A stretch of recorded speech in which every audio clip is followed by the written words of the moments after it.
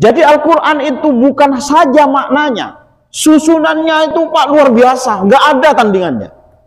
Andai saja kita betul-betul paham detil satu persatu, itu kita dahsyat Pak. Saya contohkan Al-Fatihah Pak. Andai saja kita paham Al-Fatihah itu betul penting bagi kita, yakin seyakin-yakinnya orang yang UJN TV. Oke. Warahmatullahi wabarakatuh. Bismillah, masya Allah, la yasukul khaira illallah. Bismillah, masya Allah, la yusrifus su'. Saudara-saudara, bapak-bapak sekalian yang dimuliakan Allah, menjelang Ramadan ini merupakan bulan yang istimewa buat kaum muslimin terutama. Karenanya banyak ibadah yang harus mendapatkan perhatian dan prioritas kita. Oleh karena Al-Quran menyebutnya kutiba alaikumus siyam kama kutiba alal ladzina min qablikum la'allakum tattaqun. Kutiba alaikum telah ditetapkan pada kalian semua. Jadi ayat lengkapnya itu di depan itu diawali dengan ya ayyuhalladzina amanu. Jadi kalau Pak Zainuddin MZ itu memberikan istilah yang dipanggil hanya orang-orang yang beriman. Yang nggak beriman nggak bakalan noleh. Nah, di bulan Ramadan itu nanti hanya orang-orang yang beriman yang akan punya komitmen kesetiaan melaksanakan ibadah tanpa harus diatur oleh siapapun. Kutiba alaikum, ditetapkan, diwajibkan atas kalian semua. Alal ladzina min qablikum, dan termasuk kepada orang-orang yang terdahulu juga ada kewajiban untuk berpuasa. Kutiba alaikumus siyam kama kutiba alal ladzina min qablikum. Jadi diwajibkan puasa bagi kalian dan ditetapkan pula diwajibkan bagi orang-orang terdahulu. La'allakum tattaqun, di ujung itu nanti Pak, mudah-mudahan kita termasuk orang yang bertakwa. Nah, supaya sampai pada puncak ketakwaan itu, kira-kira apa yang harus kita lakukan sepanjang Ramadan? Maka perlu persiapan, perlu niat yang serius. Kemarin kita sudah sampaikan waktu pertemuan saya pertama ke sini. Ada hadis Nabi yang menyebut kamin amalin, betapa banyak amal yatasawwaru bi surati amalid dunya, yang berbentuk amal dunia, summa yasiru min amalil akhirah bi husnin niyati.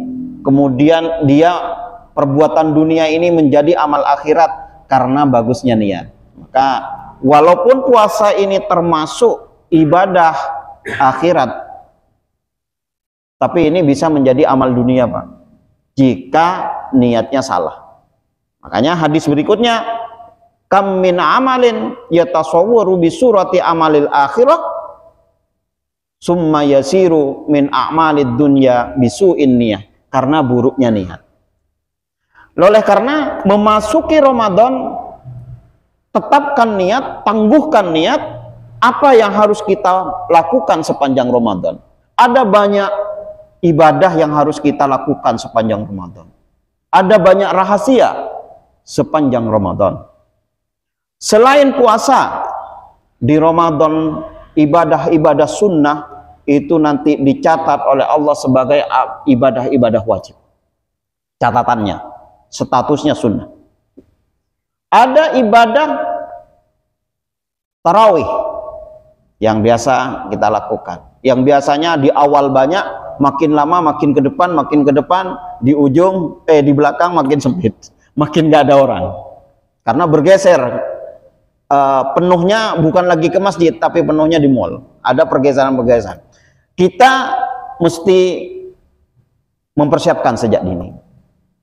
Di bulan Ramadan ada pula rahasia apa yang kita sebut dengan Lailatul Qadar. Nah, ini ada banyak rahasia. Bagaimana kita bisa menjalani sepanjang Ramadan ini? Ada hadis Nabi yang menyebutkan begini. Khoslatani la syai'ah afdalu minhuma. Khoslatani, ada dua perkara.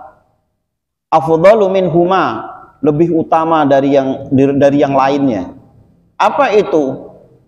Al-imanu billah wan naf'u lil mu'minin. Satu, iman kepada Allah, yang kedua bermanfaat untuk orang mukmin. Ini kunci yang telah ditetapkan oleh Rasulullah sallallahu alaihi wasallam. Kalau hadis menyebutnya khairun nas anfa'uhum linnas. Paling baiknya manusia itu orang yang paling bermanfaat untuk manusia yang lain, untuk lingkungannya. Lah, oleh karena sepanjang Ramadan ini harus punya ukuran itu, supaya apa? Yang kita capai nanti lil muttaqin. Mudah-mudahan kita termasuk orang-orang yang bertakwa. Apa itu bertakwa? Nah, takwa itu kalau di dalam suratul Baqarah ada kalimat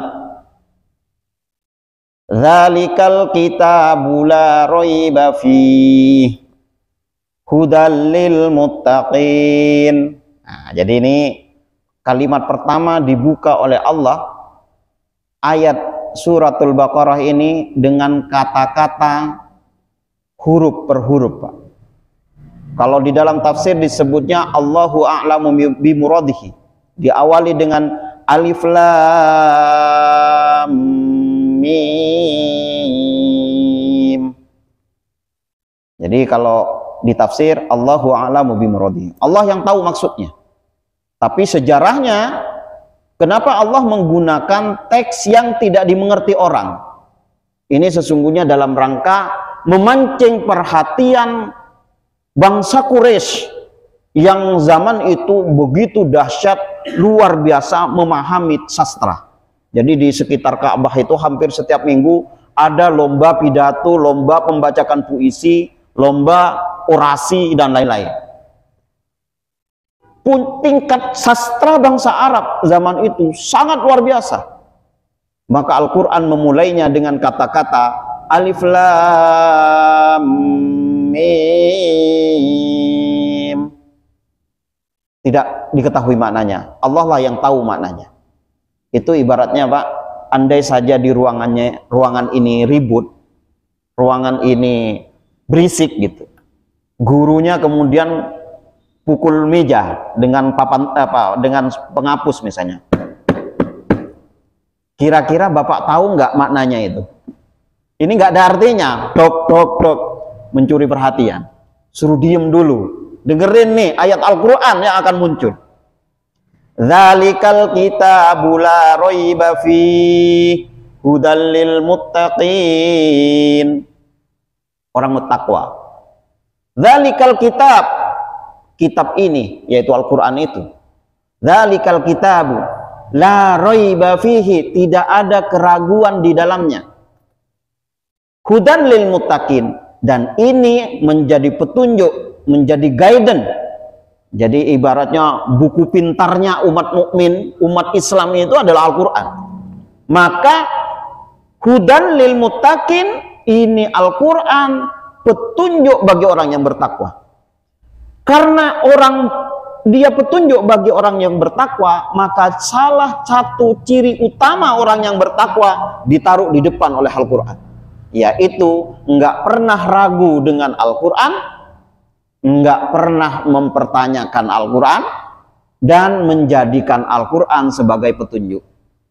Bapak-bapak jangan pernah berpikir bahwa akhir-akhir ini nggak ada orang yang meragukan Al-Quran loh, Pak. Banyak yang meragukan, mempertanyakan. Ketika nggak suka poligami, kalau bisa ayat-ayat poligami dihapus karena banyak masalah katanya.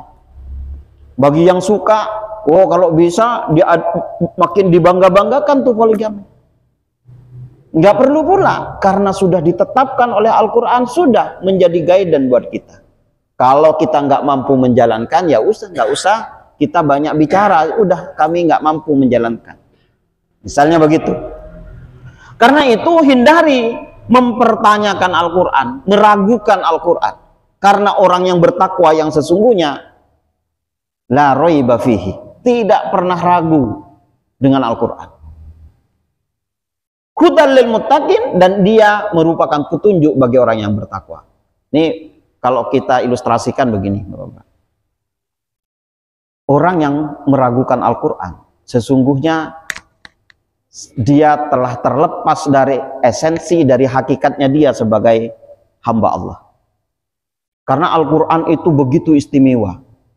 Sulit kita ketemu di dalam teks-teks selain Al-Quran itu, sulit di dalam Al-Quran kita nemukan kesalahannya. Misalnya nih Bapak-Bapak, kenapa Al-Quran ketika menyebut zina, Al-Quran mendahulukan perempuan. Az-zaniyatu waz-zani fajlidu kulla wahidin minhuma mi'atu jaldah. Az-zaniyatu, perempuan yang berzina, waz-zani, dan laki-laki yang berzina, fajlidu kulla wahidin minhuma mi'atu jaldah, maka suruh jilid keduanya, mi'atu jaldah, sebanyak 100 pukulan, 100 jilidan. Tapi bab mencuri, Al-Quran mendahulukan laki-laki. Asyariku wasyariqatu faqta'u aydiyahuma. Asyariku, laki-laki yang mencuri, asyariqah wasyariqatu, dan perempuan yang mencuri, faqta'u aydiyahuma, suruh potong kedua tangannya. Ada apa ini? Bab zina, Al-Quran mendahulukan perempuan. Bab laki-laki mencuri, Al-Quran mendahulukan laki-laki. Jadi Al-Quran itu bukan saja maknanya, susunannya itu Pak luar biasa, nggak ada tandingannya.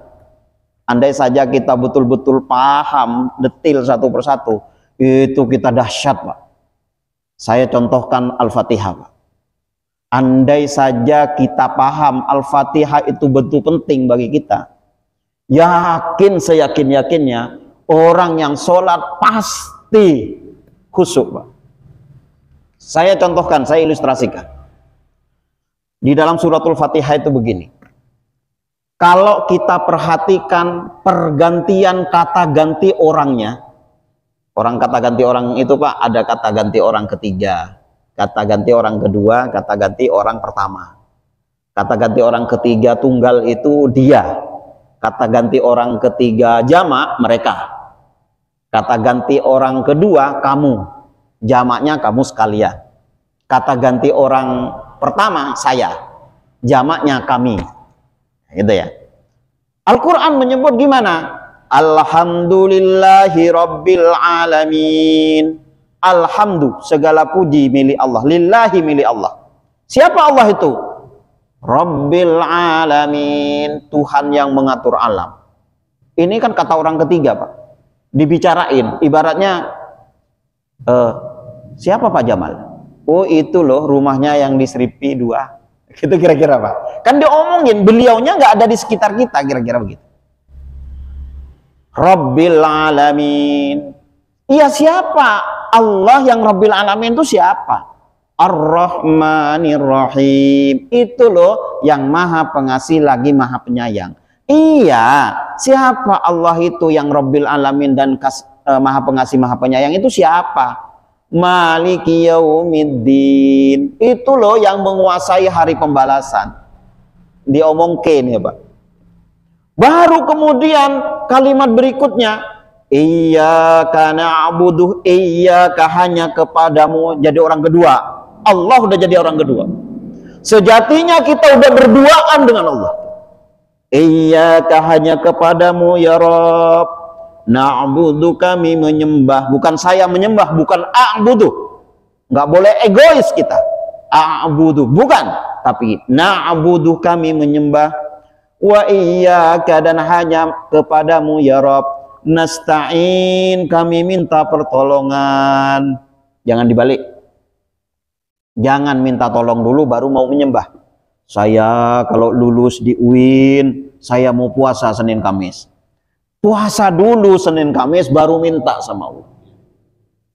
Ibadah dulu sama Allah. Iyyaka hanya kepadamu ya Rabb, na'budu kami menyembah, wa iyyaka dan hanya kepadamu ya Rabb, nasta'in kami minta tolong. Jadi mestinya berurutan, Pak. Makanya wudhu saja Al-Quran runtun, Pak. Idza kuntum ila shalah fawsilu wujuhakum. Yang namanya fawsilu itu air nyampe sendiri, Pak, ke wajah. Yang disebut wajah mana? Ini tumbuhnya rambut sampai ke pentil nih, Pak. Maka rambut yang masuk di dalam sini nih, kalau kita tarik benang ke sini, Pak, ini rambut yang di dalam wajib hukumnya basah. Jadi airnya harus masuk, harus nyampe. Namanya fausilu. Ighsil, basuhlah, airnya artinya nyampe. Fausilu wujuhakum, basuhlah wajahmu. Wa aidiyakum ilal marafiq, tangan dulu sampai sini, Pak. Sampai siku. Bukan siku dulu baru. Ini runtunannya begitu Al-Quran. Fausilu. Jadi kalau ini tangan dulu sampai siku.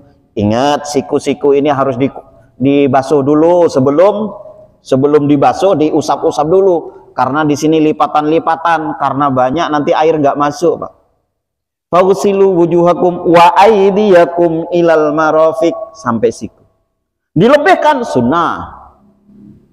Famsahu biru'usikum, famsahu, usaplah biru'usikum, sebagian kepala kalian. Punten ya, saya taruh dulu ya. Bisa asal basah tangan dengan air, taruh di kepala. Boleh ujungnya, boleh. Boleh. Kalau Imam Syafi'i, ini dari Rasulullah sampai ke Bahmun, ini tangan dibasahin, ditaruh di telinga. Tapi kalau kita misalnya taruh satu rambut aja basah, itu termasuk biru usikum, sebagian dari kepala. Tapi kalau rambutnya panjang melewati batas ini, Pak, oh rambut saya begini, ini ujung aja, nggak boleh, karena itu bukan sebagian dari kepala, melewati batas muka, batas kepala. Yang disebut kepala bukan kepala medis ya, secara anatomi tubuh bukan. Kepala itu dalam bahasa Arab sudah ditentukan di sini, yang tumbuhnya rambut. Jadi ada susudannya. Al-Quran luar biasa, maka nggak penting kita ragu. Makanya di Al-Quran tuh, Pak, ucapan-ucapan kalimat-kalimatnya luar biasa, Pak. Misalnya nih, Allah kalau menyebut menciptakan itu kata-katanya banyak. Kadang kholaqoh, kadang ja'alah, kadang ansa'ah, kadang fatoroh, fatoras samawati wal ard, kadang dorobah, doroballahu masalam ma ba'udatan wa ma fauqaha. Banyak, tapi setiap kata itu punya stressing. Maka Allah kalau menyebut dirinya kekal, itu baqo di Al-Quran. Tapi kalau makhluk, khalidina fiha, mereka kekal di dalamnya. Kekalnya makhluk itu ada awalnya, ada akhirnya. Tapi kekalnya Allah, la awwala wa la akhiralah, tidak ada awalnya, tidak ada akhirnya. Makanya kalau kita duduk kelamaan di sini, mulai Pak Jamal berangkat kerja, pulang kerja, masih duduk di sini, kita akan bilang begini, Bapak kekal banget di sini. Tapi ada awalnya, ada akhirnya, Pak. Makhluk masalahnya. Maka Al-Quran itu kaya luar biasa, Pak. Kata-katanya itu dahsyat luar biasa. Cuman kalau kita nggak memahami, nggak mempelajari dengan konsisten, kita cuma baca terjemahannya, berisiko, Pak. Berisiko bisa terperangkap pada kesalahan akal kita. Karena itu tidak boleh menafsirkan Al-Quran dengan akal. Maka harus ada rujukan-rujukannya. Jadi Al-Quran begitu luar biasa, maka tidak boleh kita ragu terhadap Al-Quran. Makanya dulu banyak orang ragu terhadap Al-Quran. Nah, ketika dijelaskan, selesai semua urusan. Maka kata ayat-ayat berkaitan dengan surga sama, Pak, 145. Ayat-ayat berkaitan dengan neraka sama 145. Jadi ayat-ayat itu ada keseimbangannya. Jadi pilihan-pilihan katanya itu luar biasa banget. Jadi misalnya nih, Pak, salah satu contoh ya, ini banyak salah di lingkungan masyarakat kita. Kalau ada ada mubaligh menyampaikan anak wajib taat sama orang tua, kira-kira gimana? Oke kan? Anak wajib taat sama orang tua. Oke ya?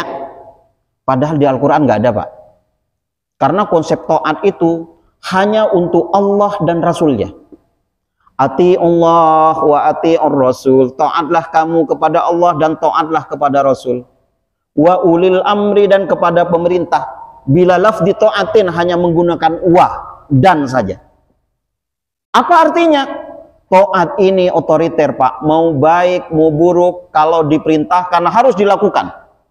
Mau baik mau buruk, kalau dilarang harus ditinggal. Ini taat namanya. Makanya Nabi Ibrahim ketika diminta oleh Allah untuk menyembelih anaknya, itu taat, Pak. Andai saja Nabi Ibrahim hidup di Indonesia sekarang lalu menyembelih putranya, yakin saya pasti dituntut oleh Kak Seto, oleh KPAI, dituntut tuh, Pak. Tapi taat, tidak ada akal, tidak ada permainan logika. Yang ada hanya sami'na wa ata'na, dia mengikuti apa yang didengar dan apa yang diperintahkan. Maka Al-Quran menyebutnya ati Allah wa ati'ur Rasul, taatlah kepada Allah dan taatlah pada Rasul. Wa ulil amri, bila lafzi taatin, dan kepada pemerintah. Artinya taatnya masih bersyarat bila taatin. Makanya taat itu hanya untuk Allah dan Rasulnya. Kepada orang tua ihsan. Wa qadha rabbuka alla ta'budu illa iyyah wa bil walidaini ihsana. Dan kepada kedua orang tuamu ihsan. Ihsan itu apa? Berbuat baik itu boleh berbeda. Kalau saya punya calon pilihan saya si A, ibu saya pinginnya si B, saya boleh memilih si A, yang penting jangan sakiti ibu kita.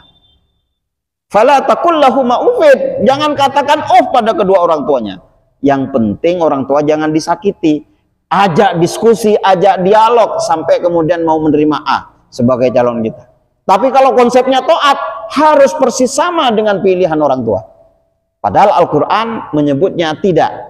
Al-Quran ihsana wabil walidaini ihsana. Kalau dalam bahasa hadis disebutnya birrul walidain. Nah, ini satu konsep, jangan pernah ragu dengan Al-Quran. Jadikan Al-Quran itu petunjuk. Ciri-ciri orang yang bertakwa. Di bulan Ramadan maksimalkan ini, Pak, untuk memperkuat spiritualitas kita kepada Allah. Karena spiritual dengan religius itu dua hal yang berbeda, Pak. Nah, nanti ada pembahasan secara khusus tentang itu. Lah, apalagi ciri-ciri yang bertakwa, orang bertakwa? Alladzina yu'minuna bil ghaib, yaitu orang yang percaya tentang gaib. Gaib itu siapa? Gaib itu Allah gaib, surga neraka gaib. Takdir baik dan takdir buruk itu gaib. Jadi apa yang akan terjadi besok, sebentar lagi, semenit, sedetik yang akan datang itu gaib. Sesuatu yang tidak pernah kita bisa pikirkan. Karena itulah kita mesti iman. Lah kita kadang-kadang nih Pak, kalau ditanya, Pak, rukun iman ada berapa? Jawabannya sama, 6. Itu ada hadisnya, Pak. Semua jawabannya sama. Iman kepada Allah, iman kepada Rasul, iman kepada malaikat, iman pada kitab, iman kepada hari kiamat. Yang terakhir, iman kepada takdir baik dan takdir buruk. Tapi yang ini enggak, Pak. Yang 5 baru kita lakukan, yang ke-6 jarang orang melakukannya. Giliran baik, alhamdulillah. Giliran enggak baik, kenapa harus terjadi pada saya? Kenapa? Protes sama Allah. Makanya ketika kasih ujian oleh Allah, kata hadis, may yuridillahu khairan yusib lahu. Siapa yang dikehendaki baik oleh Allah pasti dikasih ujian. Bahkan ada hadis Nabi, barang siapa, kata Nabi, ya para sahabat di hadapan Nabi disampaikan oleh Nabi, sesungguhnya seseorang masuk surga bukan karena amalnya. Sahabat bertanya, termasuk engkau ya Rasul? Iya, termasuk saya. Lalu karena apa ya Rasul? Karena rahmat Allah. Kalau enggak karena rahmat Allah, enggak mungkinlah kita bisa masuk surga. Jangan dipasung Allah. Apa dipasungnya? Dipaksa dengan amal kita. Belum tentu. Kadang amal kita rajin, hitungannya banyak, bangkrut di hadapan Allah. Karena kita enggak mendapat rahmat dari Allah. Seperti apa yang mendapatkan rahmat dari Allah? Tentu saja hatinya yang betul-betul kokoh, hanya semata-mata bersandar kepada Allah. Maka ujian ini Pak, ujian menuju kepada Allah. Ini stepnya di sini nih, menuju kepada Allah. Di tengah jalan nih, hamba-hamba ini diuji oleh Allah. Kadang diuji dengan kekayaan. Kalau setiap hari yang diomongin tentang kekayaan aja, maka dia nggak sampai pada Allah. Kadang diuji oleh Allah dengan kesaktian. Hujan bisa dipindahin dong. Wah, gampang itu, saya puasa sekian itu mah bisa harmonis tuh anak itu. Kalau setiap hari kita asik dengan kesaktian kita, Pak, nggak sampai sama Allah cukup disakti. Ada orang diuji oleh Allah dengan kemuliaan. Kalau hari-hari kalau nggak dipanggil Pak Ustadz meriang. Kalau nggak dipanggil Pak Kiai, oh Bu, kamu nggak menghormati saya. Saya mondok ini 16 tahun. Gak perlu diucap. Maka kalau kita konsentrasi dengan kemuliaan diri, nggak sampai sama Allah cukup dimulia. Bahkan ada orang diuji oleh Allah dengan ilmunya. Hati-hati, punya ilmu nggak gampang, Pak. Kadang-kadang merupakan ujian bagi dia di hadapan Allah. Bisa-bisa nggak sampai kepada Allah. Maka doanya para ulama, Ilahi anta maksudi, Ilahi wahai Tuhanku, anta maksudi, engkaulah tujuanku. Waridhaka matlubi, ridhamu yang aku cari. A'tini mahabbataka wa ma'rifatak, berikan cintamu dan ma'rifahmu itu. Jadi kalau kita udah dapat cintanya Allah, Pak, segala sesuatunya beres. Insya Allah beres-beres aja. Maka senang-senanglah bersuci. Maka para ulama di zaman dulu menjaga kesuciannya. Dia nggak pernah lepas wudhu. Kapanpun diambil oleh Allah nggak pernah terlepas. Kenapa? Karena dia selalu mendekat kepada Zat yang Maha Suci. Nggak pernah. Selalu zikir. Selalu baca tahlil. La ilaha illallah. Kenapa baca tahlil? Ini sekarang agak aneh. Orang baca la ilaha illallah.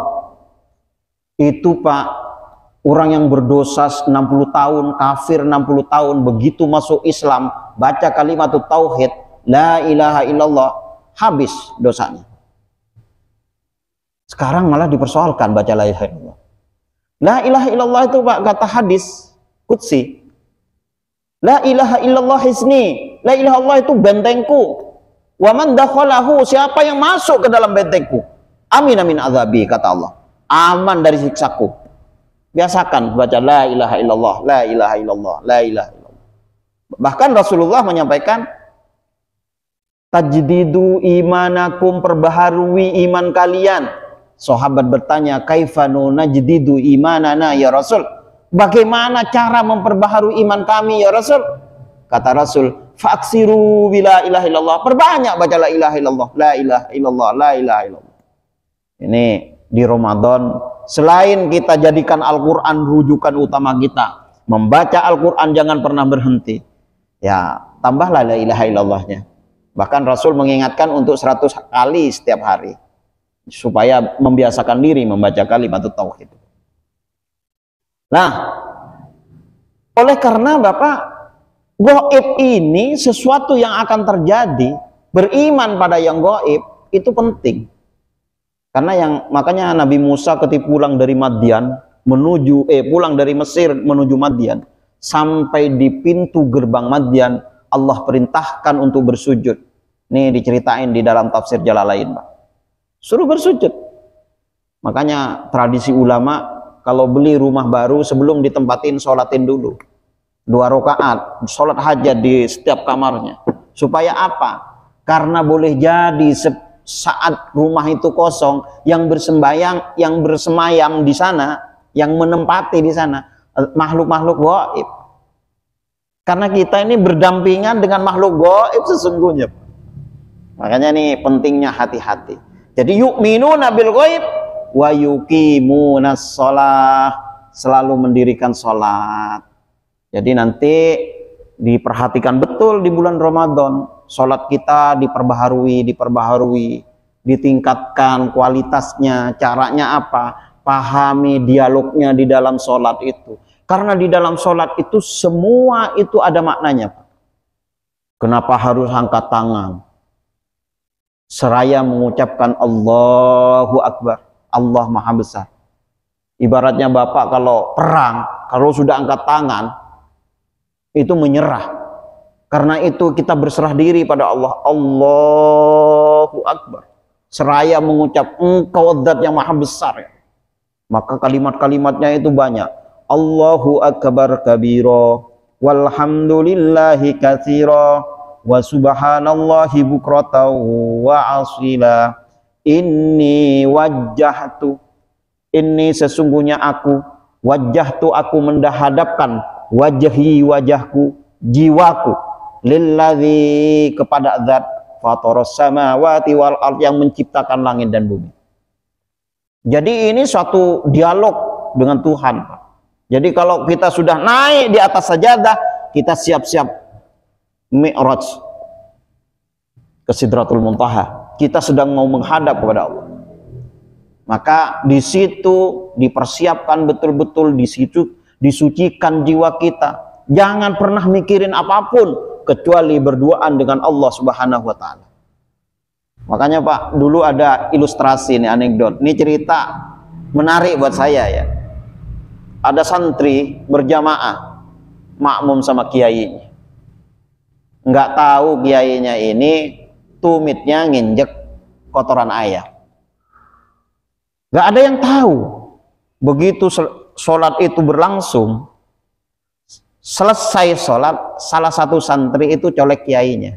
Kiai, kata, ada apa nak? Itu kiai sholat lagi. Emang kenapa? Itu tumitnya kiai ada kotoran ayam. Oh iya.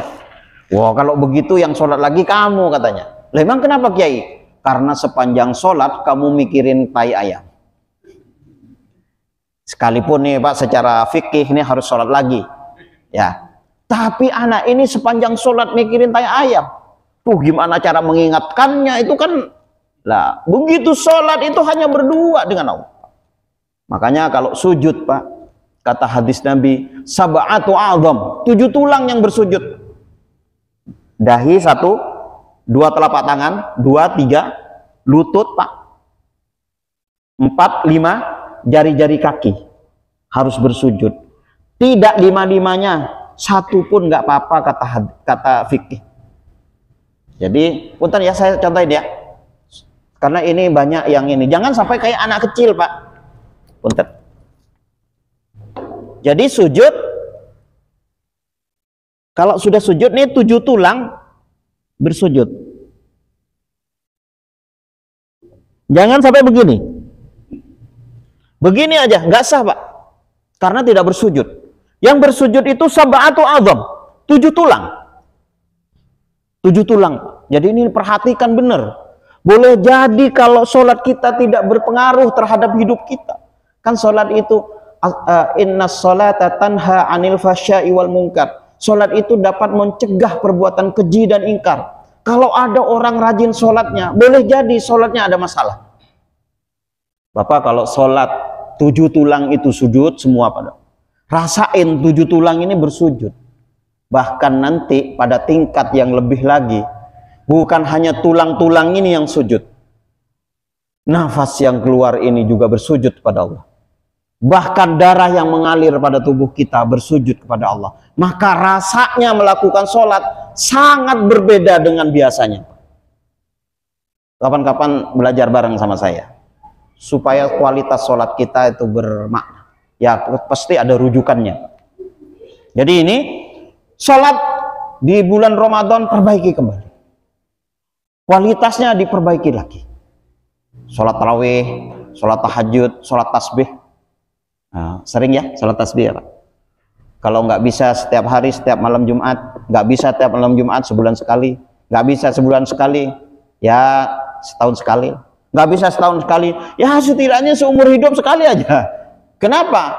Karena kata Rasul akan diampuni dosa-dosanya, baik yang disengaja atau yang tidak disengaja, baik yang samar-samar atau terang-terangan, baik yang kecil atau yang besar. Jadi diampuni oleh Allah. Jadi banyak pengampunan lewat pintu-pintu yang banyak. Salah satunya adalah sholat tasbih. Tahu kan Pak caranya ya? Sudah pernah belajar ya? Jadi ini lah, apalagi alladzina yu'minuna bil ghaibi wa yuqimuna shalat wa yu'tuna zakah menafkahkan sebagian rizkinya di jalan Allah. Hati-hati ya Pak, zakat ini nggak sederhana, terutama kita yang memakmurkan masjid, bapak-bapak sebagai panitia, sebagai ini, hati-hati, banyak salah alamat. Ketika dihimpun, diambil Pak, kadang-kadang dihabisin di malam Ramadan, di malam hari raya. Enggak Pak, itu kewajiban orang per orang, tidak boleh melewati sholat id, minimal paling akhirnya sebelum sholat. Tapi kalau sudah diserahkan pada amil, dihimpun di tangan amil, maka asnaf yang 8 itu, fakir, miskin, mu'allaf, itu semua orang ghorimin, orang yang berhutang, budak, itu fisabilillah, ibnu sabil, mu'allaf, itu semua harus dapat 1/8. Bayangkan ibnu sabil, ada orang kecopetan, nggak punya apa-apa, dia datang ke rumah Allah, datang ke masjid, harus dirawat itu Pak. Fisabilillah, ibnu sabil ini, anak jalanan ini, didapatkan apa? Belikan tiket, sekedarnya dibelikan apa namanya, makan dan minumnya supaya sampai ke rumahnya. Fisabilillah, buat Pak, supaya makmur nih masjid. Caranya gimana? Anak-anak ini biarkan beasiswa, yang nggak mampu berikan beasiswa, ambilkan dari fisabilillah, karena udah nggak ada perang hari ini. Maka fisabilillah, orang yang berjuang di jalan Allah salah satunya adalah anak-anak yang menuntut ilmu. Caranya gimana? Kasih uang jajan aja, uang transport dan uang jajannya, uang saku. Bayangin kalau bapak ngasihnya di waktu subuh, waduh keren banget itu. Anak-anak pasti sholat subuh Pak, makmur nih masjid nih, bisa makmur nih masjid Pak, tiap hari dikasih. Jangan dikasih gelondongan gitu. Jadi dikasihnya supaya transportnya, kan yang agak berat bagi orang tua kan itu Pak. Lah ini harus dikelola, jangan sampai salah alamat, salah memberikan. Kalau langsung dihabisin di malam Ramadan, iya kalau tepat sasaran. Gimana dengan mereka-mereka yang sebenarnya masih belum punya kesempatan datang ke sini dan seterusnya. Jadi wa yutuna zakat. Jadi ya. Ini mohon maaf, saya kira kita cukupkan ya Bapak. Saya masih hadis yang pertama tadi, khoslatani la syai'a afdalu minhuma, al-imanu billah wan naf'u lil mu'minin. Saya masih mau kasih contoh banyak itu sebenarnya, tapi sudah adzan. Saya mohon maaf jika kurang berkenan. Insya Allah mudah-mudahan jika berkenan kita bisa lanjutkan, dan mudah-mudahan kita sehat semua. Hadanallah wa iyyakum ajma'in billahi taufiq wal hidayah. Wassalamualaikum warahmatullahi wabarakatuh.